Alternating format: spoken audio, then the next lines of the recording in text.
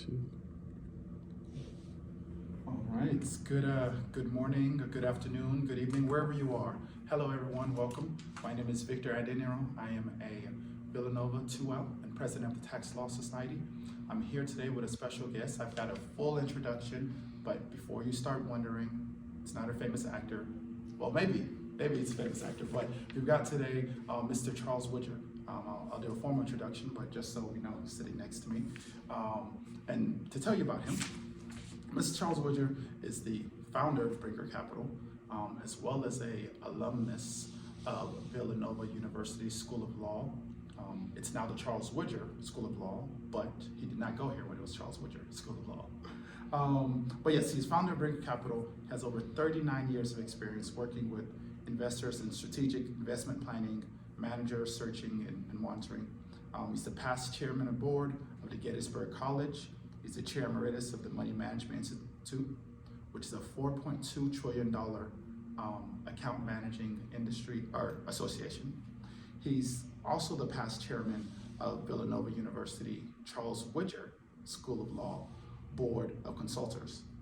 Earlier in his career, he practiced law in Pennsylvania in private practice and as an assistant attorney general for the Pennsylvania Department of Justice. Mr. Widger is the co-author of the New York Times best-selling book, Personal Benchmark, Integrating Behavioral Finance and Investment Management. Mr. Widger is a graduate of Gettysburg College and Villanova University Charles Widger School of Law, and he holds an LLM in taxation from Boston University School of Law. He also served as a lieutenant in the U.S. Navy. How are you, Mr. Widger? I'm doing great. Thank you for that kind introduction. Thank you. We're glad to have you. We're honored that you'd be here speaking with us. So, as you know, we're doing our segment called the T for Tax Professionals, or T with Tax Professionals. That would get a lot of alliteration with the T's. But we're looking at people who've had a career in tax or tax adjacent fields and how that's been able to help them get to where they are or where they see that come into play. Really to build awareness for people about tax law and the different intricacies and opportunities that you could have working there. So let's start out with, when you were getting your LLM, what were your thoughts going into that?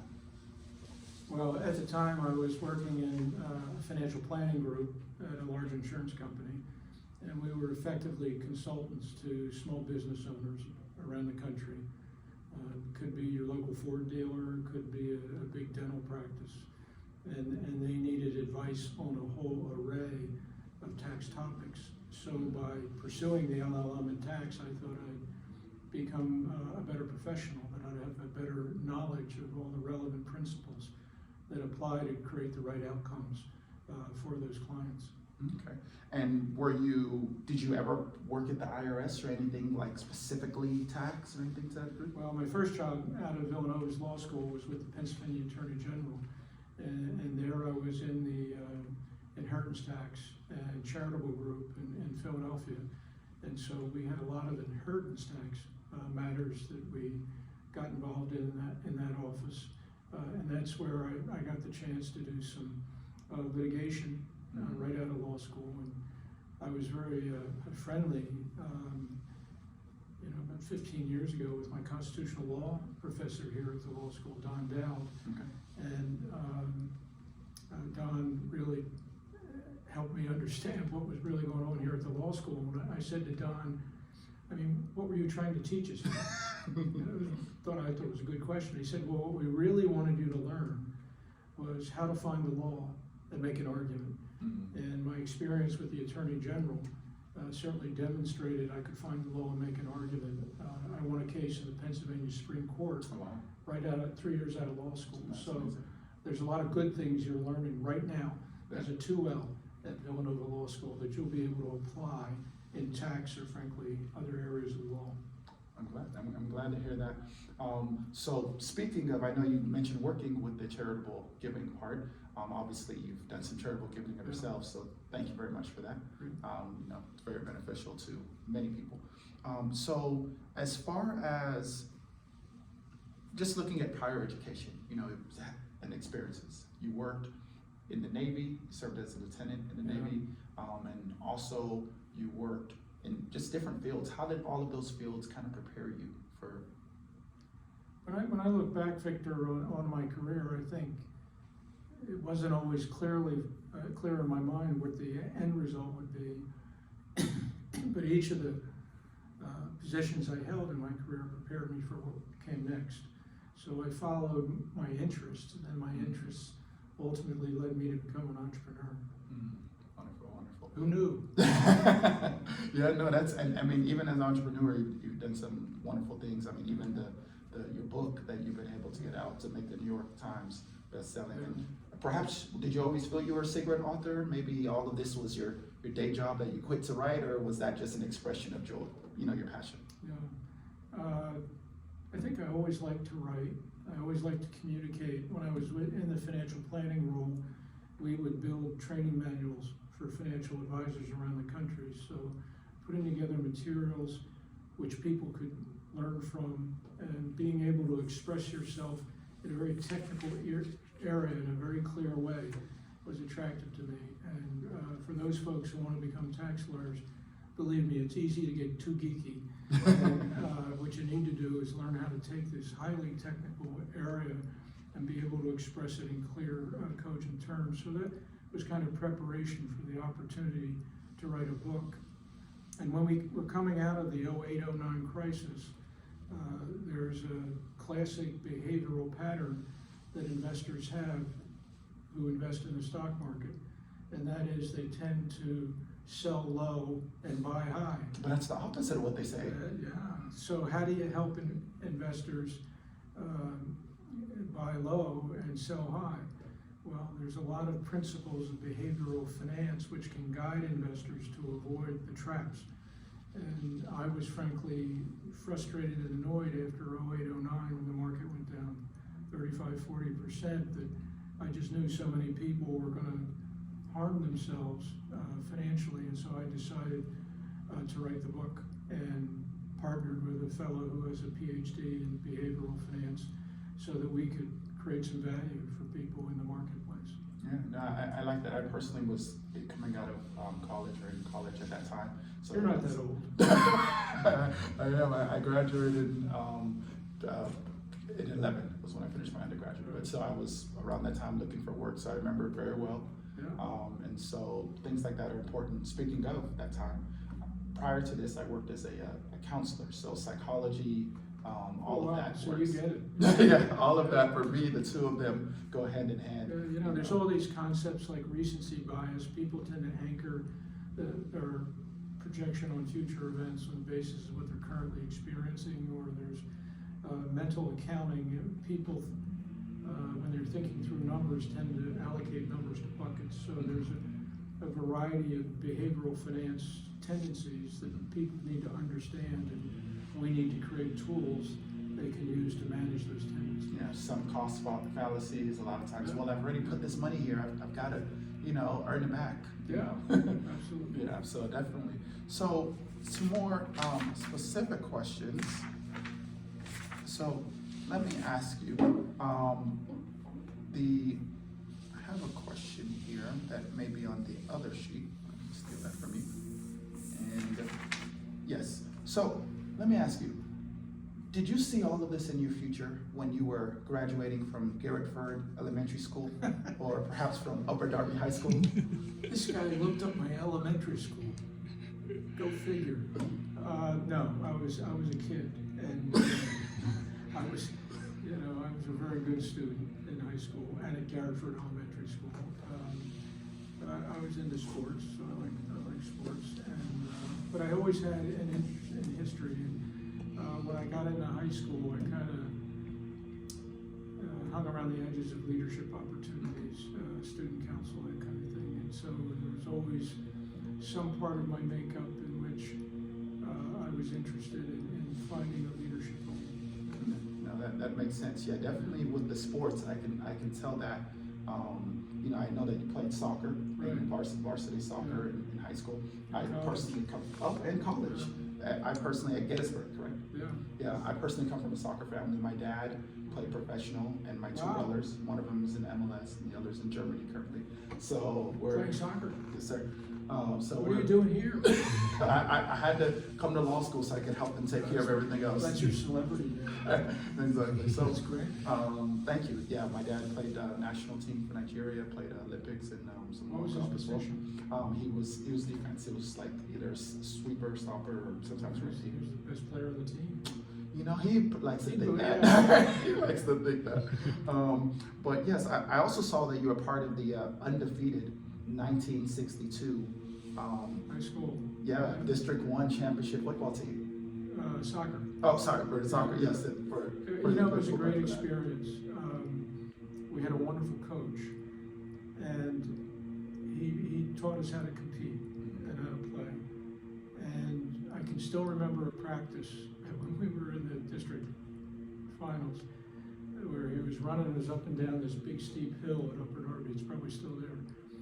And he said, you know, some people may have more talent than us, but nobody's going to outwork us. And I never forgot that. Yeah, I like that. That's a good quote. One of my favorite quotes is, "Hard work beats talent when talent fails to work hard." That's right. So, There you go. you know, some people are naturally gifted and naturally talented, but if you're not going to work on it, you're not going to sharpen those skills. Exactly right. You're not going to be able to get there. Speaking of sharpening those skills, looking back at your career, how nervous were you to leave your job at the financial service firm? You know, where some would say you had a guaranteed paycheck to something not so guaranteed when you were You know, Victor, I was working in this big insurance company. I was the head of this financial planning group. And you may find this hard to believe, but I got a little grumpy. And, I was in this big bureaucracy, and I was frustrated. I was walking down the hall one day, and some really old guy in his early 60s grabbed me and pulled me into his office, and he said, what's wrong with you? And I said, well, like this, that, or the other thing. And he said, Widger, you don't get it. And the thing is to bet on yourself. And that stuck with me. And so, you know, when you're young, you're not quite sure where you want to wind up. But bet on yourself. You got a lot of talent, and you have a lot of emotional resources. Go pursue your passion, take a risk, and learn how to manage the risk. That's really the key in being an entrepreneur, to learn how to manage the risk. Yeah, no, I think that's a great point, that management. Thank you for what you just shared with us as far as betting on yourself. Is there any other advice you'd want to give someone hesitant with taking a similar risk in their career? Well, you ought to have some professional experience. So I had over 15 years of professional experience in tax law and financial services, and had built a network of relationships around the country in my career. So I had a real grounding, and I had a vision for what I wanted to accomplish. And so I was prepared to take the risk and manage the risk because I understood the risk, and therefore could put the right people and principles in place in operating the business that we started and evolved over a 34 year period. Wow, that's amazing. And you kind of touched into our next one already, as far as having a vision. It's something I personally believe in. Interesting story, my last name, Adeniran, it's Nigerian, means royal vision, which is also the name of my counseling firm that I have. But budding law students and young law students many times, or students in any profession, can struggle to find their niche or sector where they want to wish to practice in. What ultimately led you to find your passion in this sector of investment management and taxes and financial services? You know, we all get wired a little differently in our brains, and so we have some talents that we ought to pursue. So I think each person needs to do a personal assessment of what their interests are, and their interests will usually be related to what their particular skill sets are, intellectually and emotionally. And so understand yourself is my first suggestion. And then you ultimately figure out the professional field you want to be in.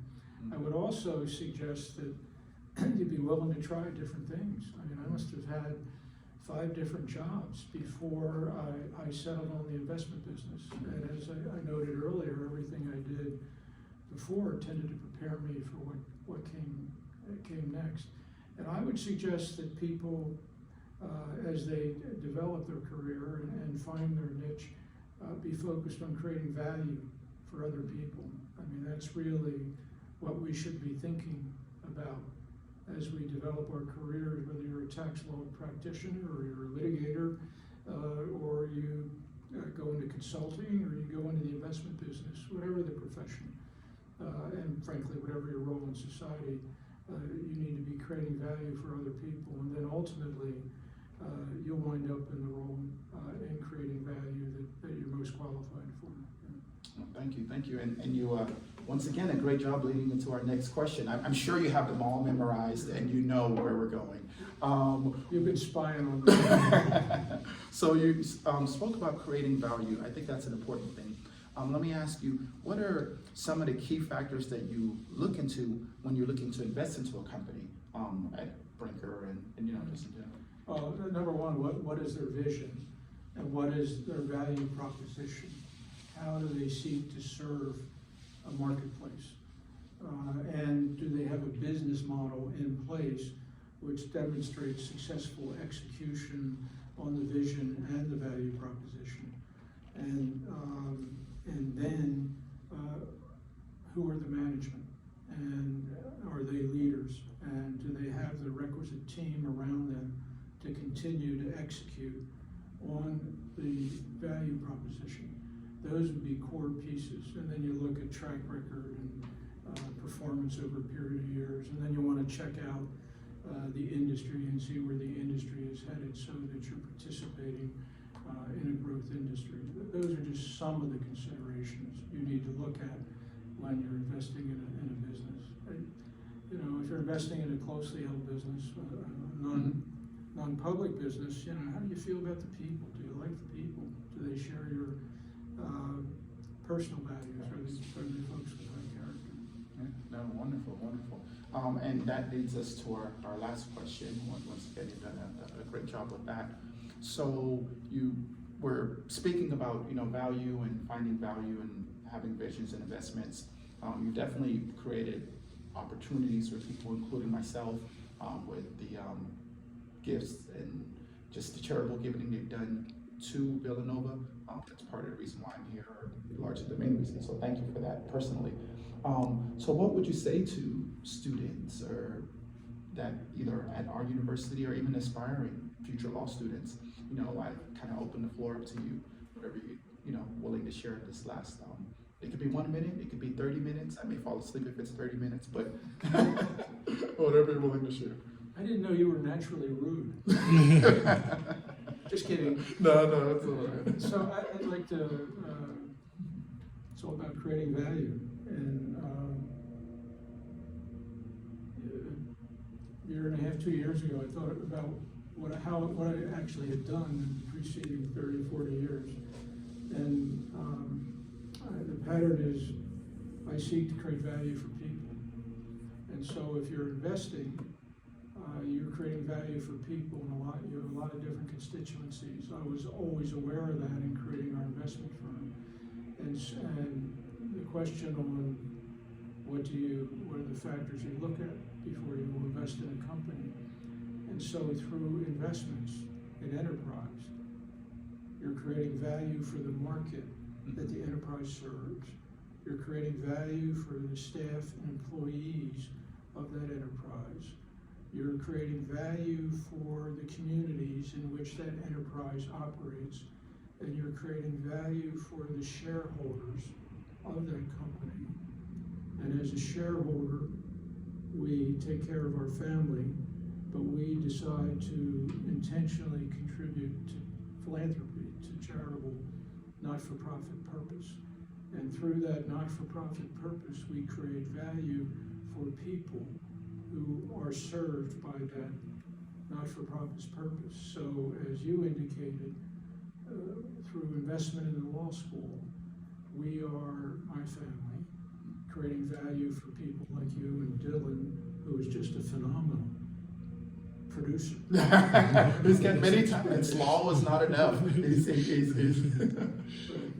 And so in deciding to make the gift to the law school, we decided that it was important to give people with a lot of talent who may not have a lot of money the opportunity to get a first-class legal education.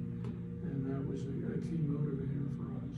It was also a way for my family to support an institution that created so much value for me. I would not have had the good fortune in my career but for my legal education and the time that I practiced. And I would include my experience in the United States Navy as a naval officer as part of the value creation in my life. And then thirdly, I view our gift to the law school as an opportunity to support a market economy, because lawyers who graduate and go into tax law and represent businesses will naturally grow to appreciate the importance of markets, because that's what businesses do, they execute in markets. And secondly, it's an opportunity to support the rule of law. We can't have a prosperous society and you having a Nigerian heritage will understand this more than young people who grew up in the United States. You cannot have a prosperous society without the rule of law that supports a market economy through property rights and rights of contract, et cetera, et cetera. So for me, the law school was a way to create value on a lot of levels. And then my family has created a private foundation, and we make gifts to a variety of efforts which we think create value for people. Yes, I believe that, is it EPMB? Am I right on that? The name of our family office.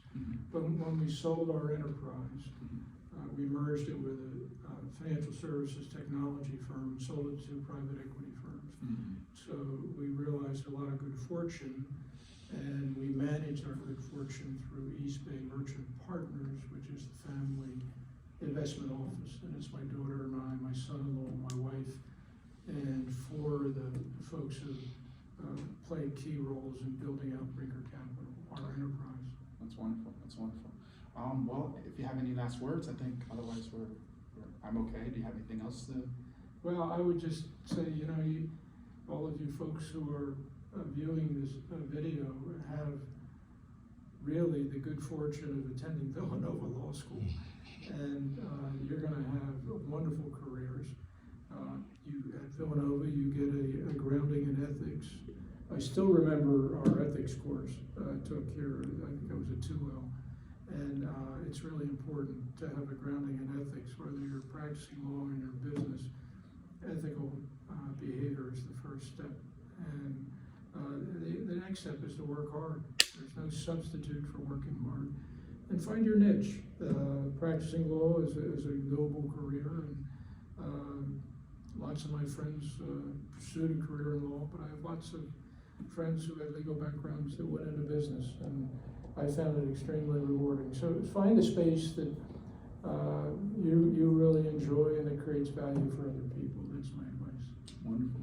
Well, thank you, everyone. Once again, this is a Tea with Tax Professionals, and we had our esteemed guest here, Mr. Charles Widger. Have a great day.